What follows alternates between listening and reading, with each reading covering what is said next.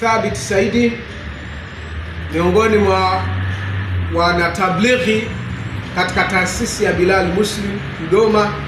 Tuko hapa sehemu hii ya Maweni katika kitengo hichi cha damu salama. Tumekuja sisi hapa Waislamu wa Shia na Sharia ya dini. Tumekuja kwa lengo la kujitolea damu. Tumekuja kwa lengo la kujitolea damu ili damu hii iwe inawasaidia watu wote, iwasaidie watu wote. Lakini haya ni mafunzo ya Bwana Mtume, alikuja kuwakomboa watu kutoka katika utumwa, katika ubepari, katika ubabe, akatufanya sisi wote ni watu sawa, kama anavyosema annasu sawasiatun kasnanul misht, kwamba sisi wote tupo sawa.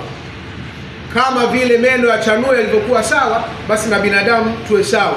Mwenye nguvu asimle asiyekuwa na nguvu, mwenye nguvu asimuonee asiyekuwa hana nguvu, na yule hana nguvu basi asilete ujeuri kwa yule mwenye nguvu. Tuishi kwa amani, na hili ndilo ambalo tunalitangaza na kulielezea kwamba nchi yetu tuishi kwa amani.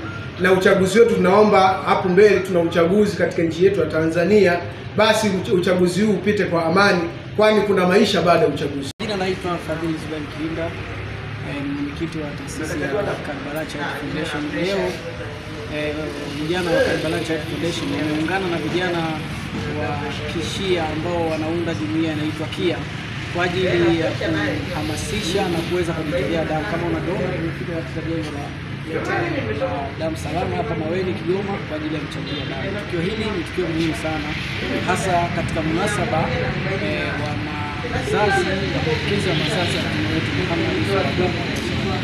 Kwa hiyo damu ni tukio muhimu sana kama mnajua, lakini damu inakuwa ni na upungufu wa damu maeneo mbalimbali. Kwa hiyo tunapokuwa tunajitokeza kwa ajili ya kuchangia damu, inakuwa ni muhimu kuweza kuwasaidia wenzetu ambao wanapata ajali na ambao wanaumwa magonjwa ambayo yanahitaji damu kwa maana. Kwa hiyo ni jambo jema, na tunaomba jamii iweze kuhamasika kuweza kuchangia damu katika vituo mbalimbali ambavyo vipo karibu yao kwa ajili ya kuokoa maisha.